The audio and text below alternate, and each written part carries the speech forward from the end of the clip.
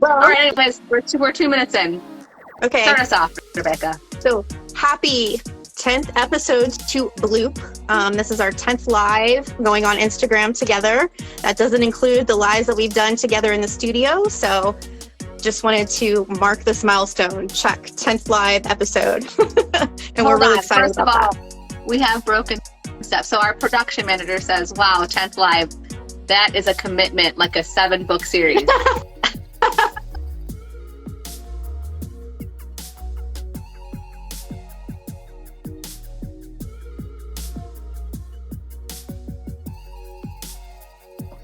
A lot of time.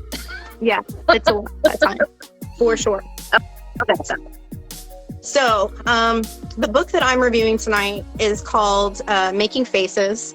It's by Amy Harmon, and I figured out how to get it. Look at this magic. How'd you do that? Well, I didn't do it. Ron did it, first of all. He, of course. It's on his tablet, and then there's like a mirroring feature. So it's just a picture, and then it's got the mirror. So I'm able to show it. Like, to me, it looks backwards, but to you guys, it looks right. So that's pretty cool. And it's in color, so I don't have to show my stupid black and white photo. But Episode, guys, we have upped the ante. right, we've learned some things. Okay. Yeah. Yeah. Every episode we're getting better. This book, I have to tell you, I've never read any books by Amy Harmon, and I saw this book talked about in one of the Facebook groups I'm in, and people just were raving about it. So I saw your post. I was like, okay, it's gonna be good. I looked up the synopsis on Goodreads just to see if it's something that I might want to read. And of course, it looks really messy, the synopsis, messy characters. I'm here for all that, right? So I decided that I was going to take the plunge and read this book. And it's right up there, equal to my favorite book is Redeeming Love, which you guys saw that we posted mine and Laura's review where we were in the studio together last Tuesday and replaced with this live. So my favorite book is Redeeming Love. So this was right equal to Redeeming Love, if not a little bit more. I really liked it. So I'm giving it, what? Yes, I'm giving it 5 stars. Loved it. Loved it. What did you do with my panel? I brought a panel home, right? Yeah, you did. I don't know what you did with it, but 5 stars for me. So this is the Beauty and the Beast sort of retelling. Making Faces is. And I'm going to just kind of give you a little bit of the story because the synopsis kind of is a broad review, and I want to kind of give you a little bit more details than just what the synopsis reads. So you open up and you meet Fern. She's our main female character, and Fern is like the awkward girl. This is in high school. She was kind of the redhead, braces, really skinny, kind of just awkward looking. And she's got it real bad for this guy named Ambrose Young. He is on the wrestling team. He's beautiful. He's, muscular, popular. But she's best friends with this kid named Bailey, who just happens to be her cousin. And Bailey has muscular dystrophy. But he is like one of the best characters in this book, like his outlook on life and everything. Wait, so Fern's cousin is the one with muscular dystrophy. Muscular dystrophy, yeah. So you kind of walk with him through his disease as it progresses a little bit. So he's still able to walk, and then as he gradually gets older, he ends up being in a wheelchair. So you kind of walk with him, but his outlook on life and all of that is just amazing. His father, Bailey's father, is the coach of Ambrose's wrestling team. So Bailey and Fern are kind of always at these matches that they have, and Ambrose doesn't really pay too much attention to her because again, she's like the wallflower, geeky girl. She doesn't really have many friends. But the book, I won't tell you much more about that. I mean, it goes into a little details about that. But after high school, well, during high school, 9/11 happens. So the Trade Oh Center, my you know, all gosh. that happens. And Ambrose, he's going to have a wrestling scholarship to college, but instead of going to college on his wrestling scholarship, he decides he's going to join the military. So Ambrose and his 4 best friends join the military, and they go over to Iraq, Oh no, I know where this is going. Afghanistan, and only 4 of them come home, or I'm sorry, only 1 of them comes home. 4 of them die in Afghanistan, and only 1 comes home. It's Ambrose. He comes home. But when he comes home, he doesn't look the same. Like, he's got, you know, half of his face is burnt. He's missing an ear, like his eye is kind of messed up. He's got major issues in the looks department. And of course, he's got all these emotions coming back, you know, from PTSD. he's got PTSD, he's got all these things. He's very, very embarrassed about the way he looks. A lot of his community, because, you know, they were 5 best friends and 4 of them died. So a lot of the parents kind of blame Ambrose for all that happened over in Afghanistan, Iraq. So he's got a lot of that going on. I mean, there's just so much emotion going on with this whole thing. And I will say that this book has many characters in it, and the author did a very good job of developing all of them. So she brings all of their stories together to write this beautiful story. So now I'm going to read the synopsis to you after I gave you just a little bit of a backdrop. The synopsis reads, Ambrose Young was beautiful. He was tall and muscular with hair that touched his shoulders and eyes that burned right through you. The kind of beautiful that graced the covers of romance novels. And Fern Taylor would know. She'd been reading them since she was 13. But maybe because he was so beautiful, he was never someone Fern thought she could have, until he wasn't beautiful anymore. Making Faces is the story of a small town where 5 young men go off to war and only 1 comes back. It's the story of loss, collective loss, individual loss, loss of beauty, loss of life, loss of identity. It is the tale of one girl's love for a broken boy and a wounded warrior's love for an unremarkable girl. This is a story of friendship that overcomes heartache, heroism that defies the common definitions, and a modern tale of Beauty and the Beast, where we discover that there is a little beauty and a little beast in all of us. So, loved it. I mean, I loved it. There was just so much in this. I'm trying to see, did I hit all the things? Yeah, I did. Oh, I'm gonna give you a quote really quick, because there was a lot of faith in this book too. There was often a lot of biblical quotes that came up in this book, which I love that. Fern's father is a pastor, so there was a lot of touches about faith throughout this book. So I really, really loved how all of this stuff was kind of woven into this story. My favorite quote in this book, and I looked up quotes for this book, and this was not mentioned, so it must just be a me thing. But Fern was talking to Ambrose, and Fern had just quoted Isaiah 55, 8 through 9, to answer one of Ambrose's questions about why bad things happen. And he looks at her and he goes, "You're kind of a strange girl, Fern Taylor. I've seen those books you read. The ones with the girls on the front with their boobs hanging out and the guys with the torn shirts. You read smutty romance novels and quote scripture. I can't figure you out." And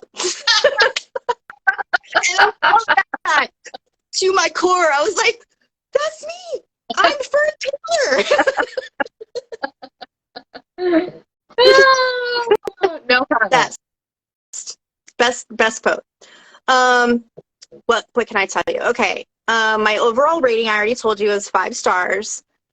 The content rating, I'm going to give it sweet and sour adult 17 plus, because it included adult themes involving disease, war, death, disfigurement, abuse. There's other stuff, other stories in there that touch on abuse. Nothing extreme or persistent. There are some well-placed explicit uses of cuss words in there, Okay. but not overly done. There's mild spice, lots of tension, passionate kissing and touching over the nose, but never below the waist. So the spice, the sexual content in this book is a 2. I just really, really enjoyed it, and I mean, if you like to experience books, then I definitely would pick this one up. Definitely. Even though it's like part of like your, like you like the messy, I feel like this is one I might like. I think you would like this book because it's a happy, it's a happy ending. It's not, overly crying. I mean, I think you would like it a lot. Okay. So, and there's hope in this book. It's got its downsides, it's got its sad moments. It's got its horrible, Well, heartfelt, so did Redeeming Love. But I Mm-hmm. mean, that story of like, overcoming adversity and hope and how God can redeem and like all that stuff was just. Yes. So, I mean, it's definitely right in that vein of Redeeming Love. Like, you would really like it, I think. So give it a shot. Give it a shot. And I'm reading really quick recap, really quick, the content rating, spice rating, and your overall stars. Okay, my overall stars again, 5 stars from me. Loved this book. One of my favorites. I'm going to buy the actual, because I listen on audio, and I've started to now buy the actual physical book if I really love it. So I'm going to be buying this one. Okay. So 5 stars from me. The overall content rating is sweet and sour 17 plus. And the sexual content rating is a 2 because it's just passionate kissing, touching over clothes, not below the waist. There was nothing. It was very very well done. That's good. Okay, I like it. Okay, yeah. I think I would like to read that book.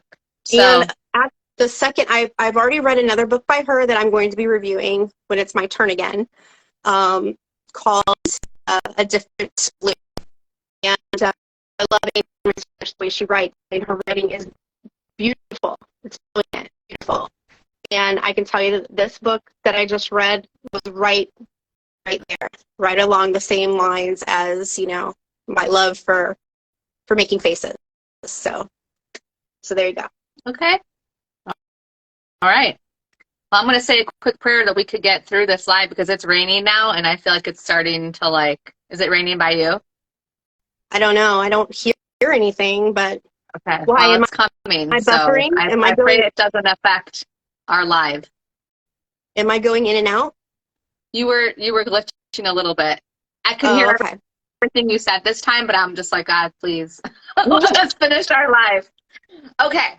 So, here at Blue, we are all about the idea that readers have a right to know the content level of their books before they decide if that is something that they would like to read or not. We believe, it's empowering readers to make choices. It's helping authors better find their ideal reader. A big reason for this, in my opinion, there's 2 reasons. One is the whole romance genre and getting discreet covers, and it's tricking readers into thinking. I don't know if that's I don't think their goal was to be tricky, but what's happening is readers are kind of being tricked, thinking oh, cute cartoon cover, it's going to be a cute, clean rom-com, right? What they've been used to for so long. Well, that's no longer the case. And also in the young adult genre, there is huge controversy. Not everybody agrees with that, but the discussion is happening more and more.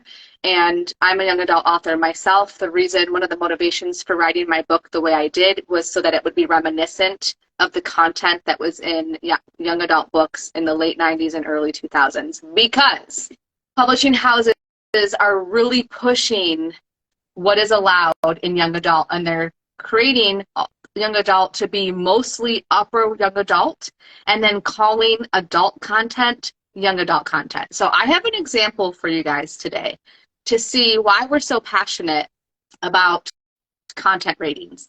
It is not, I want to reiterate, I want to reiterate, it is not censorship. We are not saying, how dare this author write this book? No. What we are saying is, this marketing category that you place it under is not honest, and you're losing your trust in your readership, because what has been consistent in young adult reading, what so many adults, because a lot of adults read young adult, and they read it for a reason. These adults were choosing young adult because they're more lighthearted. They're not as dark or descriptive in the violence, the sex, the drugs, and all of that. People who choose YA chose it for a reason, and now we're taking those choices from them. So this, sorry, I had to say that.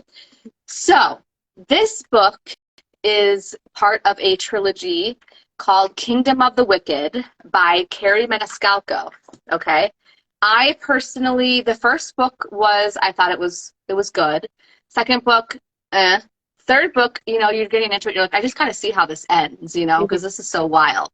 I couldn't read past the third book because for me personally, it was all sex and then plot. There was like virtually pretty much no plot, and it was all like sex. And I was just like, okay, that was like through the third chapter, and I finally stopped, and I'm like, is this how it's going to be? And I went and looked at some other people's reviews, and a lot of them were in agreement that there was no plot, it was all sex. And I'm like, okay, young adult book, third book is all sex. First book really pushed the boundaries as well. But I hope we don't get banned on Instagram or community violations, but I'm going to share. I listened to audiobook too, so I hand wrote how it played out. So this, again, young adult, and may I remind you guys, young adult is for 12-year-old and up. 12. Okay. I don't even know if I can say all the words, Rebecca. I'm gonna have to like bleep myself or stuff. Well, okay. Before you say anything, would you have rated this like exotic erotica? Would you have rated it? Or? Book 5 would be erotica. I mean, book 3 would be straight up erotica for me. Book 2 would have been 4. Wow. So this would have been book 1 of 5 spice rating. And book 1 was bordering on a 3. 12-year-olds. Okay. So fair warning, this is not safe for work. This is not safe for little ears, what I'm about to read. Okay. I'm like embarrassed. Okay. When I saw the bulge form in the demon's trousers, I went to my knees before him. What are you doing? A coy smile curved my lips as I unfastened his trousers. Conquering, she replied. I pulled his hard length free and slowly licked him from tip to base. There was a couple words. As I closed my mouth around him and sucked a little harder. ... I gripped in my hand and repeated the motion using my mouth and tongue to work him, moving a little faster and holding him a little tighter with each pump. ... I had to skip some parts. And sank his fingers into my hair, guiding himself deeper. I might be the one on my knees, but I owned him. Or maybe I didn't mind the thought of others greedily watching us from the shadows. In fact, that scandalous thought made the honeyed heat in my belly spread. So now we're talking about voyeurism, because now she knows she's being watched. I tucked him closer, urging him to thrust deeper, to not deny me my greed-filled desire to taste him. F-bomb. He needed no further encouragement. He pumped into my mouth as if he were pounding that slick junction of my body. With one last thrust, he came undone. I swallowed him down, then gave one final slow lick, grinning as he twitched from the aftershocks of pleasure. New character, put your cock away and follow me. You'll have plenty of time to pleasure your bride later. Did you see you blow my brother? Let's just say I was impressed. I assumed you wanted the attention, so I gave it. Are you planning on putting that vicious little mouth on me while my brother pleasures you from behind? It would feel twice as good as you imagine.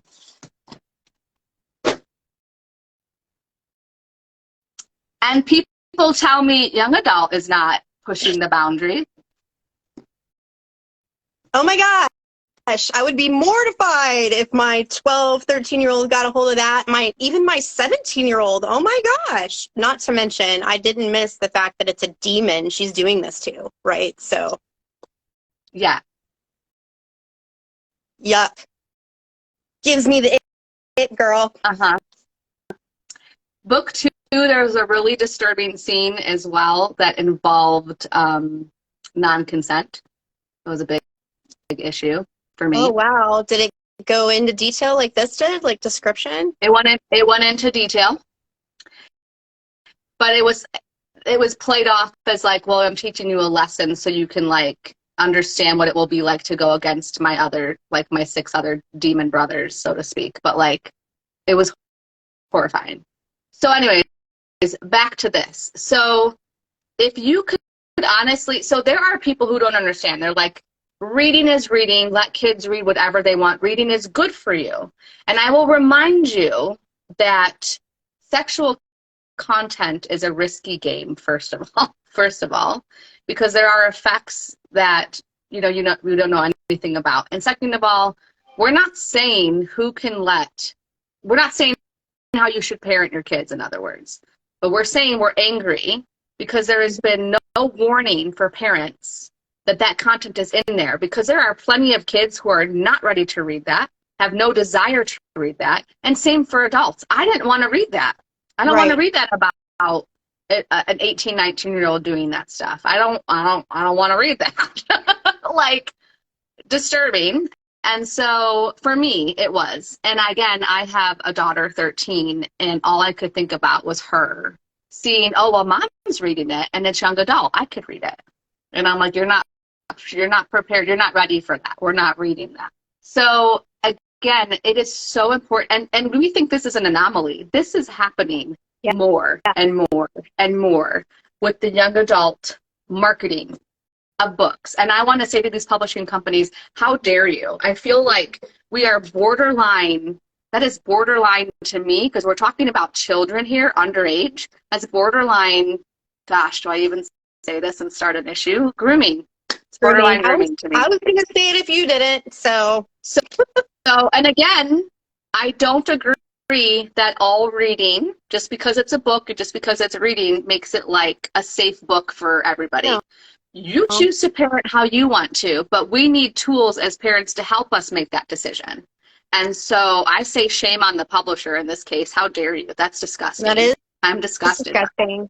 And before you were the one who brought this to my attention, because I don't read a whole lot of young adult books. And, as a parent who has time to go research all these books that your kids want to read, and you're thinking young adult, you're thinking it's okay, you're thinking, it's kind of like young adult books were when you were a kid, right? And you're okay to let your kid just go pick one out.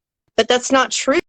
So now we have to review everything our children are reading before we can know it's okay. That's what people are like, well, read. you should know what your kid's reading and look into it, blah, blah, blah. I'm like, first of all, to find an honest review, because the people, again, who are reading this, a lot of them are older. It might not have affected them that way, so they might not even bring it up. Right.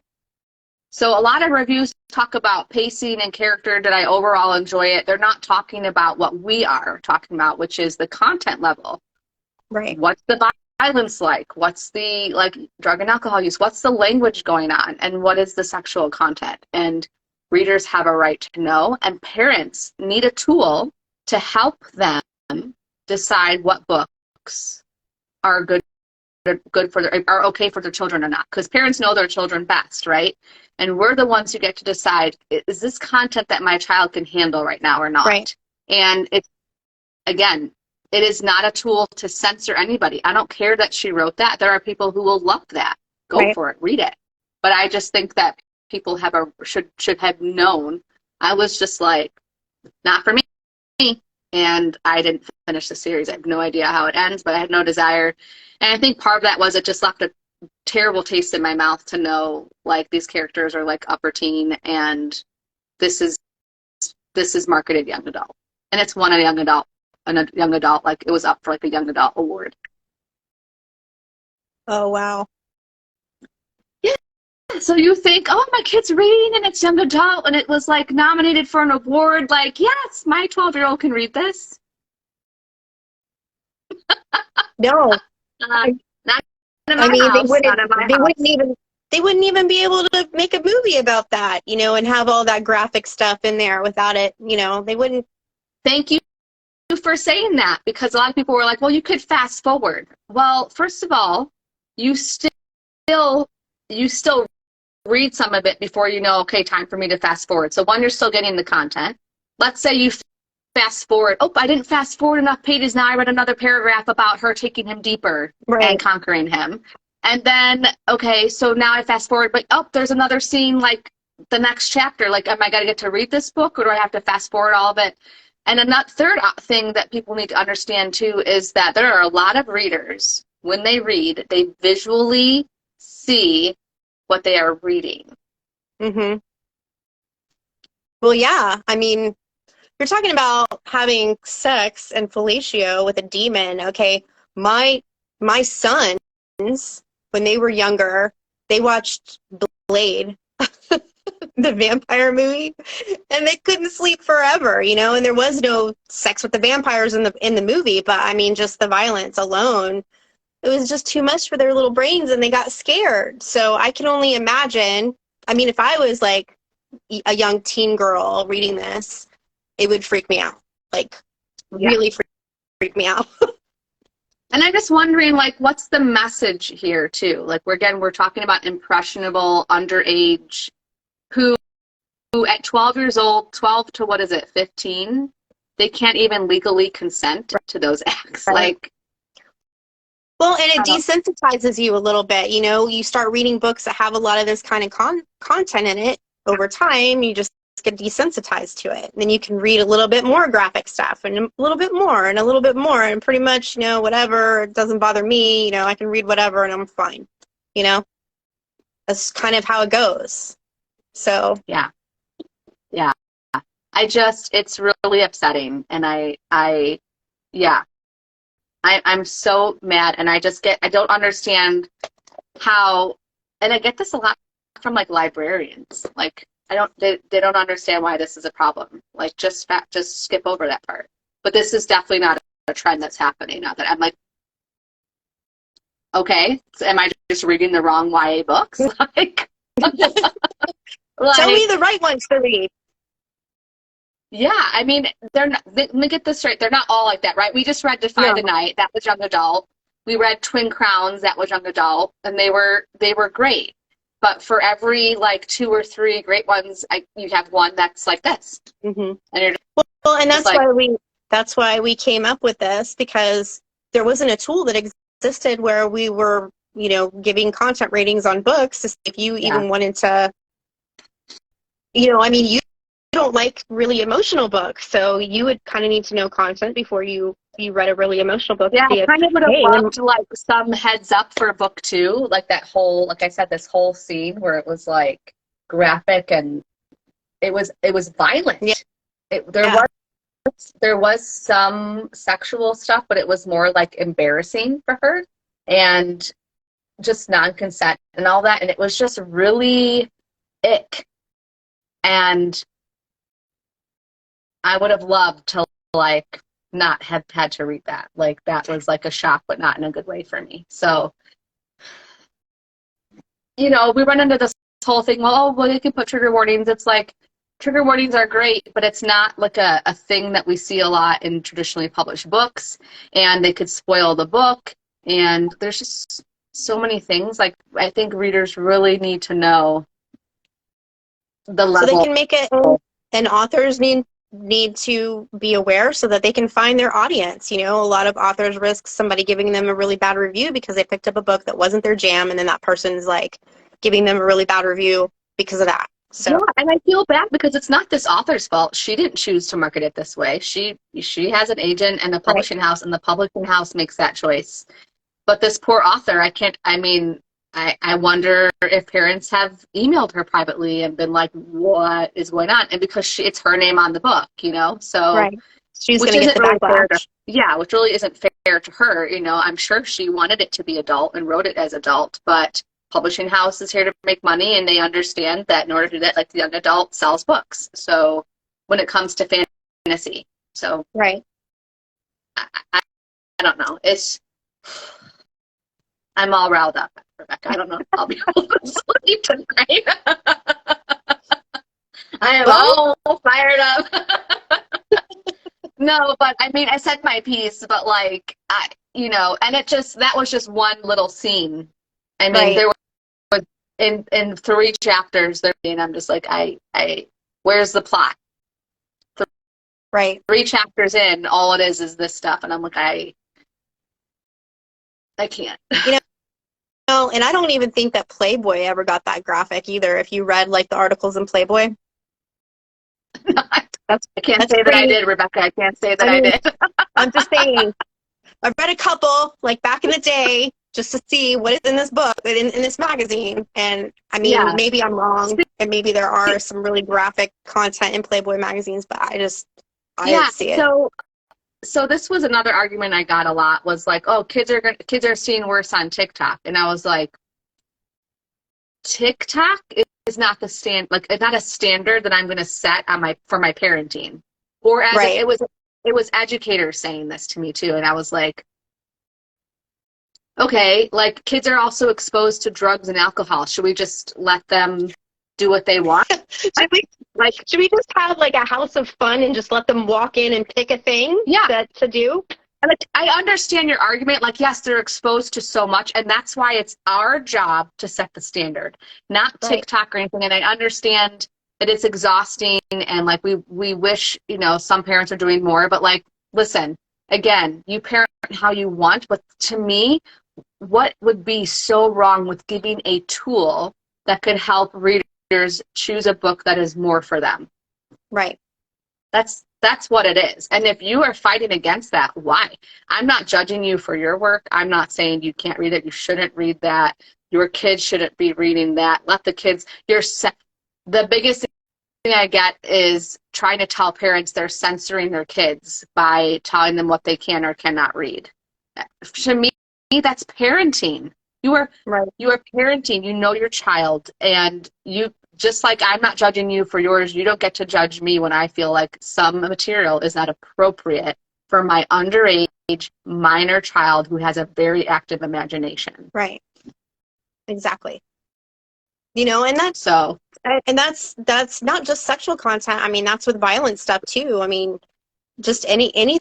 There's certain shows that I wouldn't let my kids watch because due to the violence or the language or whatever. It wasn't just sexual. Yeah, same. Well, that's why our content rating isn't just sexually Right. based. It's not just sexual. It's overall content so that you can, if you want the tool, we have the tool. We're trying to get more things reviewed, more books reviewed so that, we have more books out on our web page that have a content rating so people can go there and know what they're getting into before they start reading it. Yeah. But agreed. Well, we ran over a little bit. I'm so sorry. I was on my soapbox for a little bit, but just to give you an idea of why we really think that this change needs to happen. And I have to ask myself, and I would love for you to ask that question too to yourself. Why are they pushing so hard against it? Yeah. Well, because I mean, I can't say that. I don't want to start anything political or anything like that, because we're not asking them to label every single thing that's in there. We're not asking like you to put any sort of label that's like, this is clean, this is dirty, this is,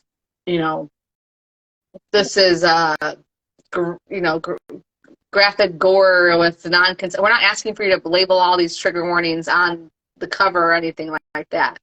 We just want at least something. Meet us halfway, which to us is the content rating, which allows us to know, okay, this is adult, and it was labeled adult because of the violence, or it was labeled adult because of the violence and the sex, or it was labeled adult because it has all the things.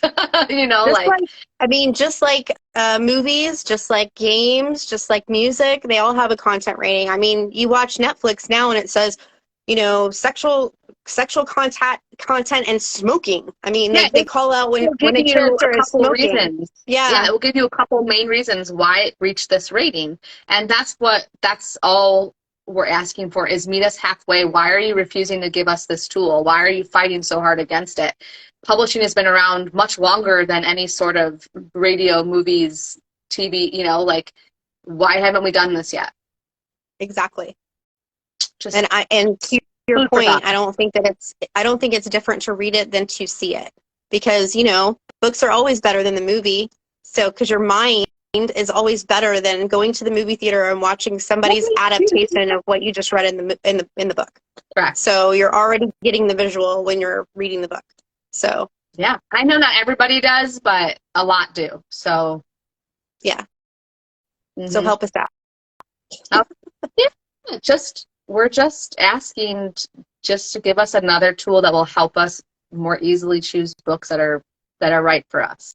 Exactly. And as an author myself, I want people to know, like, this is a young adult book, but it's full of, it's campy. There's a little bit of cringe. There's it's young adult. And